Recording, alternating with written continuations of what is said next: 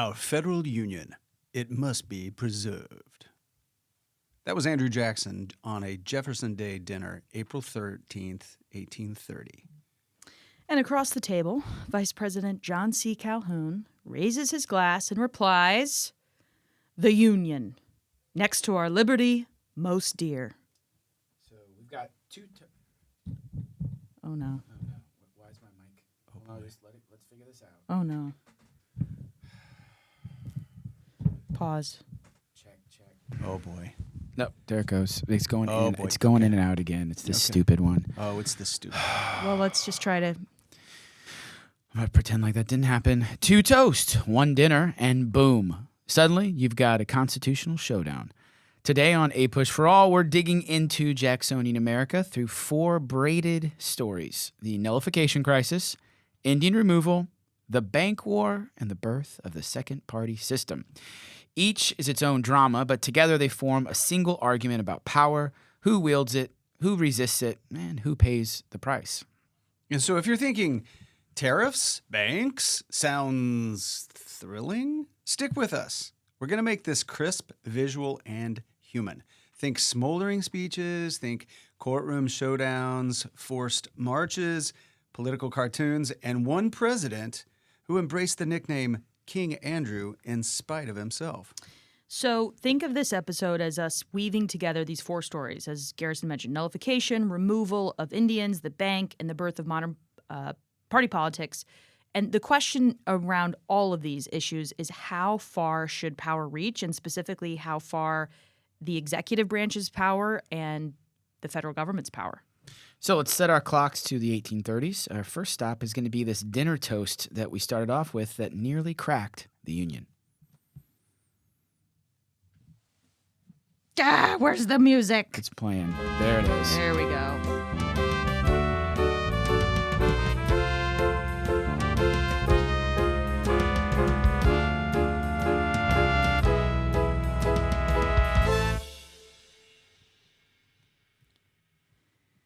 So I feel like we haven't started on a good note. Well, and we're I feel a little it's my rushed. fault. We're a little rushed. It's okay. It's my fault. I was socializing. I was supposed to be down here 15 minutes ago, and I've upset all of Garrison's plans.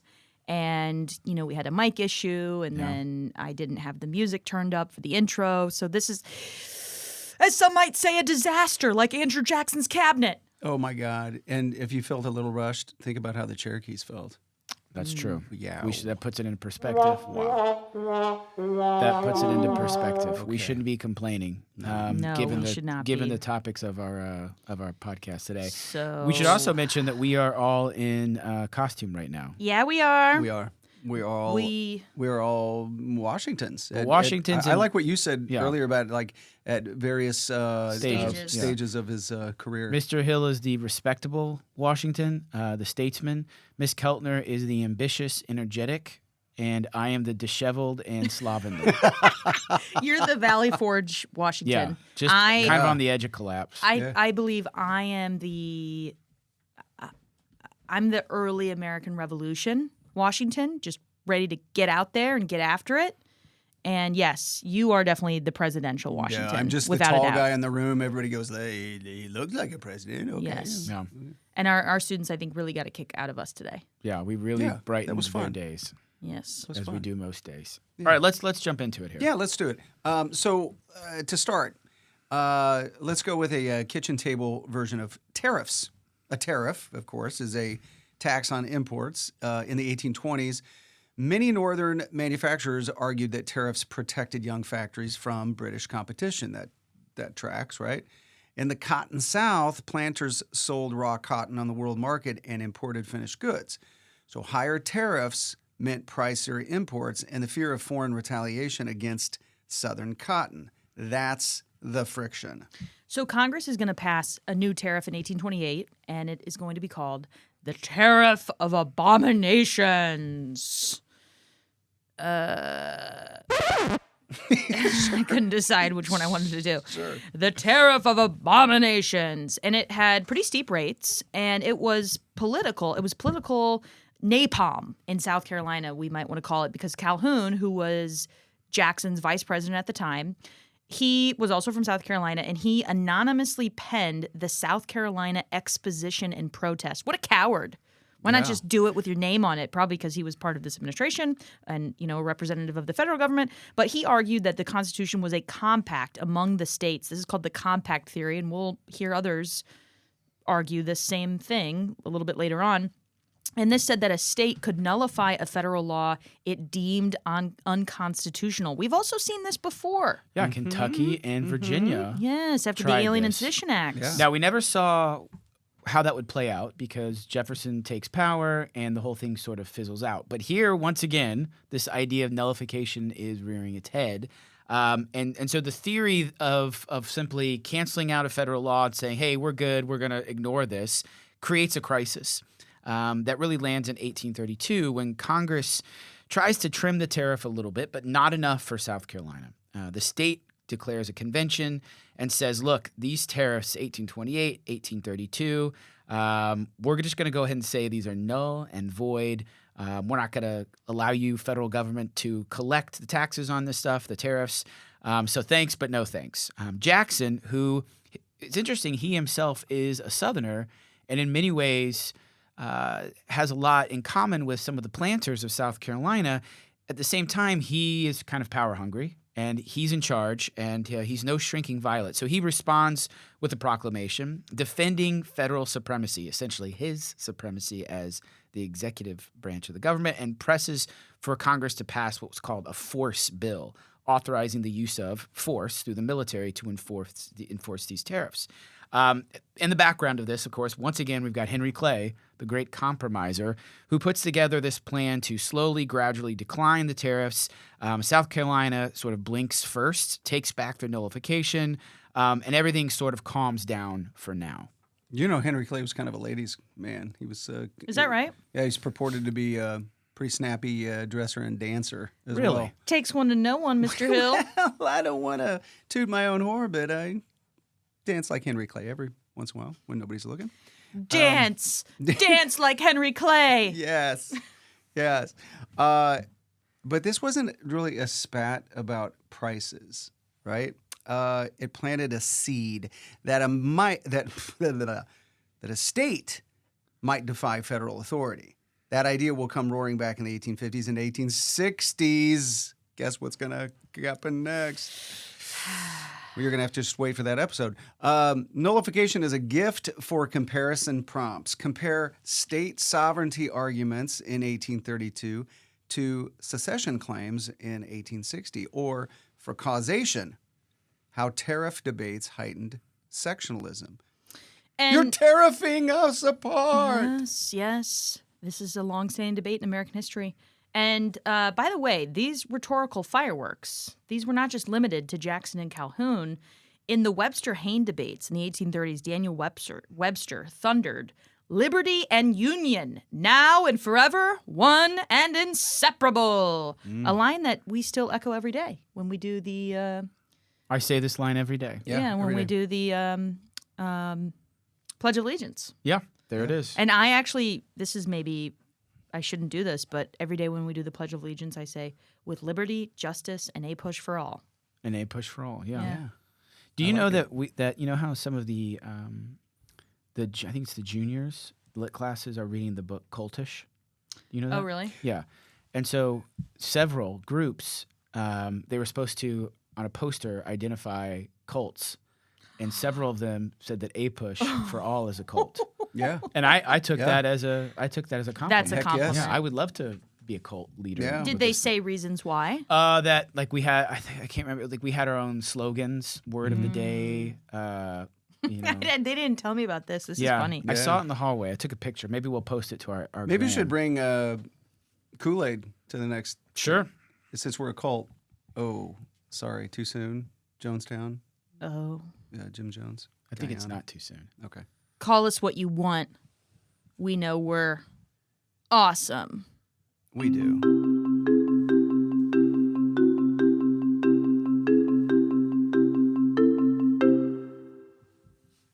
All right, so while Washington was sparring over tariffs, a more fateful story is unfolding on the ground. It's the story of Indian removal, which, in my mind, is up there with one of the darkest stories in American history. Without a doubt. Genocide. Yeah. So let's begin with the so-called 5 civilized tribes. And I say so-called because they were given that label as if they had somehow done enough to civilize themselves by adopting white Anglo culture. Yeah, and civilized by the standards of Right. white Anglo culture. And so these 5 civilized tribes, the Cherokee, the Creek, the Choctaw, Chickasaw, and Seminole peoples had built really incredibly complex and dynamic societies in the Southeast. So we're talking about parts of Florida, Georgia, Mississippi, and that general area. Now, they had done many things to mirror the society that was encroaching upon them, the white society. So they had practiced agriculture. They had turned to cash crops. They established their own schools. They wrote their own laws, including constitutions. And even among some of the Cherokee elites, they had enslaved African Americans to try to be part of this southern plantation world. And so the Cherokee Nation adopted Sequoiah's syllabary, published the Cherokee Phoenix, and ratified a written constitution. Sounds like they're doing all the things that white Anglo culture would demand of them, right? They've got a dictionary, they've got a newspaper, a constitution. Yeah, so... Right, the Cherokee Phoenix, wasn't that a newspaper? Yeah. Yeah. So they weren't these little isolated villages. They were nation-building projects. Yeah, and Andrew Jackson, of course, he is famed as an Indian fighter, quote unquote, before the War of 1812. And he fought in this first Seminole War, or actually after the War of 1812, from 1817 to 1818. He's going to enter the presidency with a pretty clear intention, and that's removal of Native Americans. But paradoxically, and so I don't always know if that intention is clear. But either way, paradoxically, he is going to adopt a Creek boy called Lincoya during the Creek War, and he tries to bring him up in his household, though Lincoya tragically dies young. And it's a human wrinkle in a hard policy, and I think it shows, this is a complex world that people were living in the 1800s. Yeah, and so, when the state of Georgia is going to make this first attempt to seize Cherokee land, and the reason for this is pretty straightforward: money. Right, there's going to be some gold deposits discovered, but also this is prime real estate for the expanding cotton economy. And so Georgia basically says, hey, you guys are going to have to give up this land. And the Cherokee Nation, understanding the ways of Anglo-America, basically says, well, we're going to take you to court. And famously, this ends up in the Supreme Court with Worcester v. Georgia. A really important, we don't always demand our students know court cases, but I would say this is got to be one that you should be familiar with. Absolutely. 1832, chronology. Matters. So Worcester v. Georgia, the Supreme Court actually says, Georgia, you can't do this. You have no force within Cherokee territory, and only the federal government could deal with tribes. This is an example of Chief Justice John Marshall's doctrine of what he's going to call tribal sovereignty. And so there's kind of a myth that you might have heard where Jackson supposedly is quoted as saying, John Marshall has made his decision. Now let him enforce it. That was my Jackson voice. That was a good pretty good. Jackson. I Yeah, like that, you know yeah. what? That's not bad. We never heard his voice recorded, but I would have to imagine that that's what he sounded That like. was Yeah. pretty spot on. I just, you know how I came up with that? I stared at his portrait long enough, and I'm like, it kind of Came to you? Yeah, came that to makes me. sense. So that is a line that's commonly attributed to Jackson, but historians treat it as wholly apocryphal. And there's no real contemporary evidence he actually said that. But it's still kind of a line. what does apocryphal mean? Yeah. Well, fake. Yeah. Made up. Yeah. Oh, it was funny the way you said that. Yeah. Fake. I think I snorted a bit. Oh, good. Well, yeah.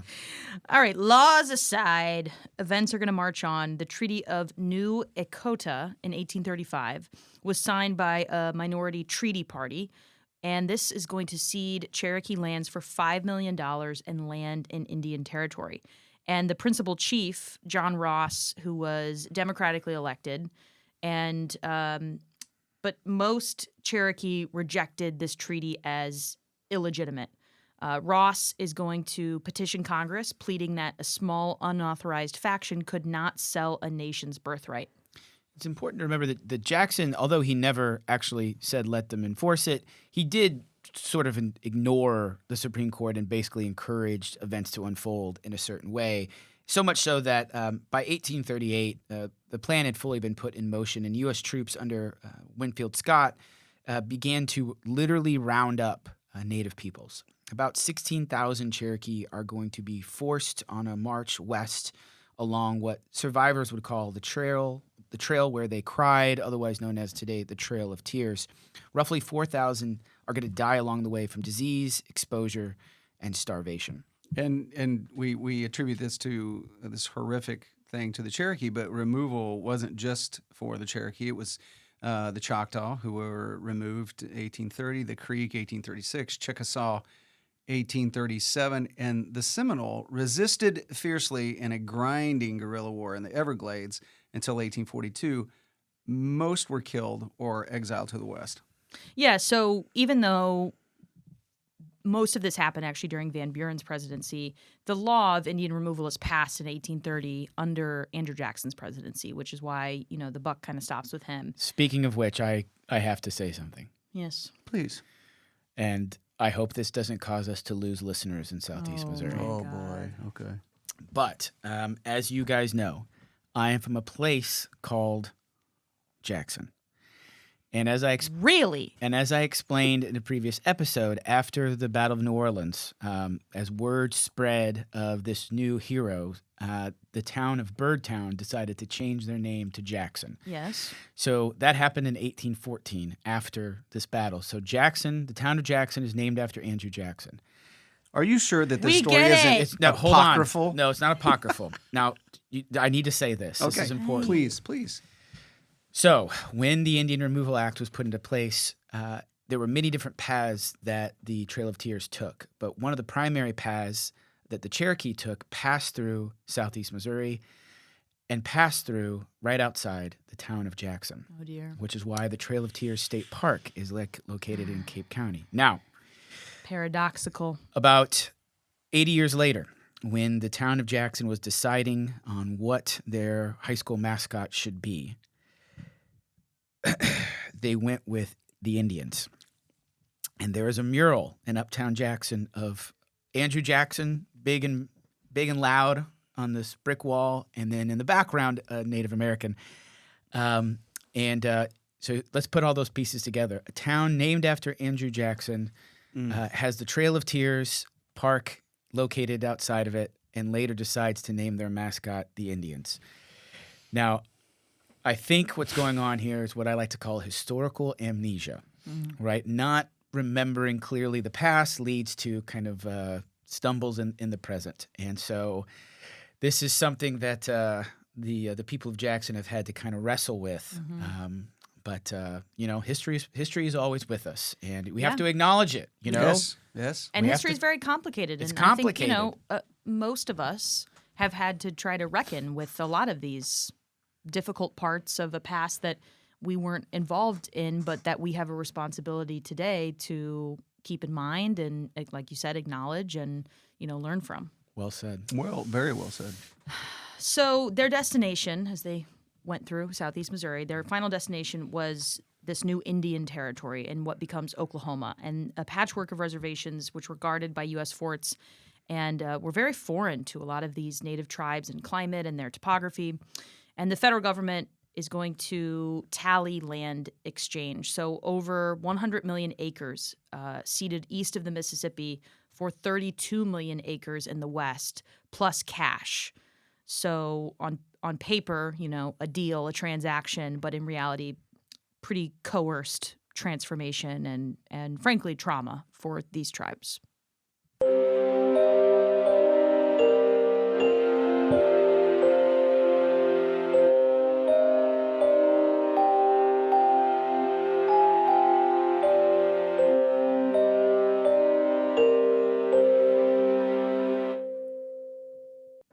All right, so let's get to the third of our stories. And this is the second bank of the United States. So the Bank of the United States is originally, that's a Hamiltonian idea. It's an institution with big, strong federal deposits with a national ambition. A president at the time named Nicholas Biddle, and many of its supporters said that the bank stabilized currency. It reined in all these kind of reckless state banks that no one really knew what was going on there. But critics said, oh, this is just an example of a big federal monster that is a privileged corporation that gets to pick who they want to give money to. A lot of cronyism, a lot of corruption. Monster bus. Monsters. Get it? Like not monster truck, but monster bus. Yeah, we Bank get of it. the United States. Yeah, we get it. Big time. Yeah, isn't it funny, though, how Jackson kind of oscillates between, like, if I'm in charge, that I get to have the power and I'm going to spread that far and wide, but then, somebody else represents power, but it's not him within the federal government. He's all like, oh, what about states? Yeah. What about states? Okay, so anyway, that was not my Jackson. Yeah, that was a different voice. Jackson. He would have said, what about the states? Right. I go out and challenge you to a duel pump you full of lead. That was Jackson. Yeah. So even the opposition had different sides, different teams. So you had your soft money people. These were often state bankers that wanted easy credit and fewer constraints, right? Then you had the hard money Jacksonians, distrustful of paper notes and insisted on specie, which is gold and silver. Hard money, right? Jackson doubted banknotes promises if the specie dried up. Meanwhile, Biddle courted political heavyweights like Daniel Webster and Henry Clay. They were heavyweights, baby. Yeah, they were. Daniel Webster and Henry Clay. Let's get ready to rumble.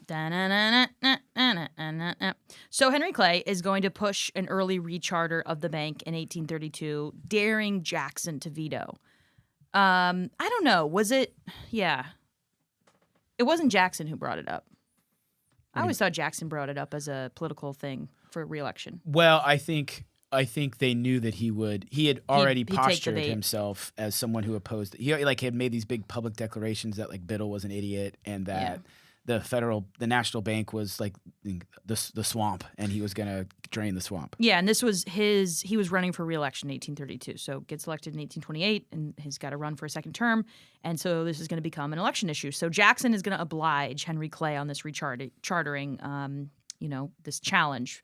And he's famously going to argue that the bank was unconstitutional in practice and aligned with this elite privilege of Eastern bankers, even though the court had held up the constitutionality of the bank in the Supreme Court case McCulloch versus Maryland in 1819. Yeah, so in his veto message, Jackson's going to call the bank, quote, subversive of the rights of the states. Your Jackson voice is horrible.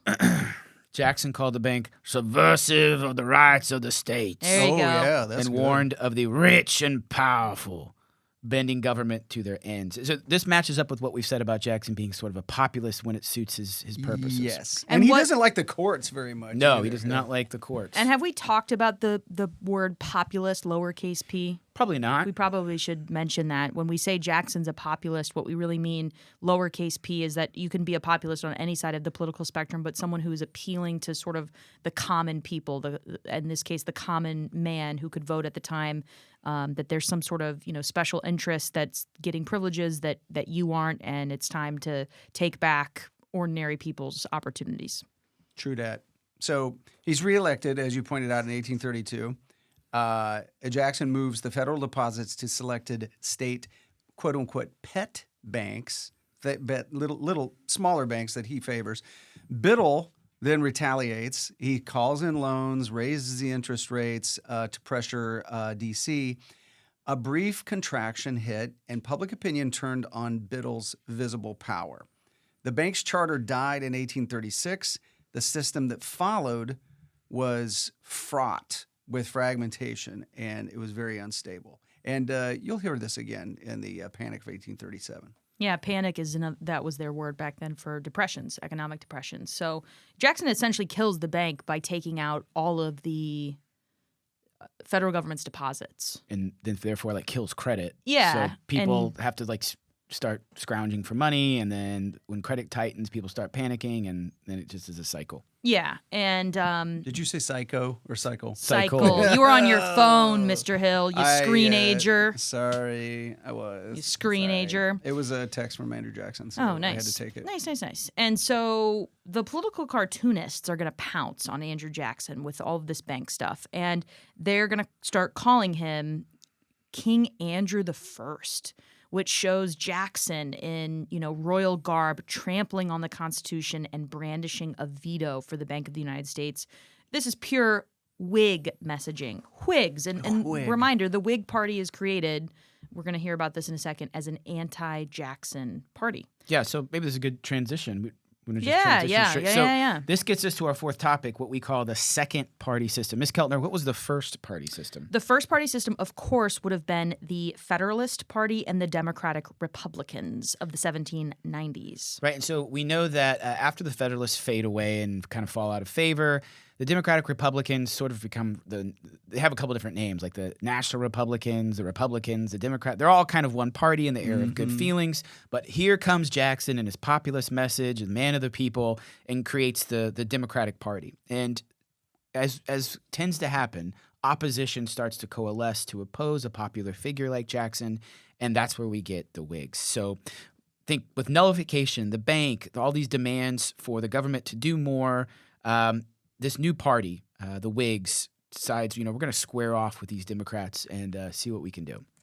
And the Whigs, they smell a little bit like Federalists. They do. Their agenda, no, do they not? Yes. And conversely, of course, the Democrats wanted limited federal government, vigilance against entrenched privilege. They didn't like the elites, and they were pro-expansion westward as a route to opportunity. Their core imagery: the honest worker, the simple farmer, the independent entrepreneur.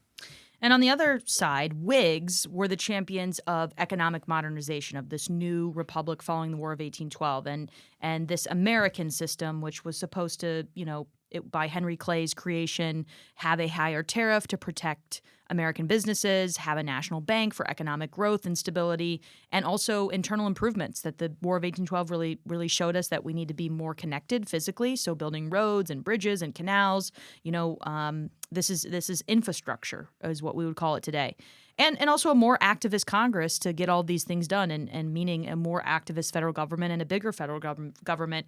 And the Whigs are also very cautious about rapid territorial expansion, and they're going to draw strength from merchants, many planters, and evangelical reform circles in a lot of cities. So the culture around these two parties matters a lot. The Irish and German Catholics who are starting to stream in, and we'll probably get to this maybe next episode talking about immigration, but these new arrivals tended to lean toward the Democratic Party, the everyman party. But you got evangelical Protestants who were more socially conservative, lean toward the Whigs. You had these like anti-Masonic, so the Masonic groups and anti-Masonic groups boosted Whigs in New York, and the Loco Focos. What a great name. What a name. Loco Great Focos. band. Another band name. Yeah, the great band. They were radical Democrats who saw business interest as full of monopoly and economic power. So politics increasingly becomes more about mass movements. We get parades, barbecues, newspapers. The age of Jackson, the age of the second party system is, I would say, really where our modern politics is born. Absolutely. I would love us to get back to that part of politics with making election days really a celebration. Yeah. Like Yes. with the parades and the barbecues Yeah. and, maybe not the hyper partisanship in the media, but I just think making election day a huge celebration to showcase, how fortunate we are to have a voice and to have a government of, by, and for the people. It should be a full-blown national holiday. It should, Election well, day. it definitely should be. And I don't think we mentioned this, but when Jackson was elected in 28, supposedly Huge there party. was a rager thrown at the time with the Capitol building, and supposedly there was some kegs of potentially adult Yeah. alcohol. It's all right. They were Wow, of I said age. adult alcohol. Yeah, that's true. And they had a giant barbecue, which sounds pretty great. Yeah, at the inauguration. When he was Inauguration. inaugurated. Yeah, Yeah, inauguration. yeah, That was huge a party. They talked about that forever. So much fun. this as you mentioned, the second party system, roughly from 1828 to 1854, it's going to nationalize politics, and for a time, it's going to channel sectional tensions into party competition, but that containment would not last.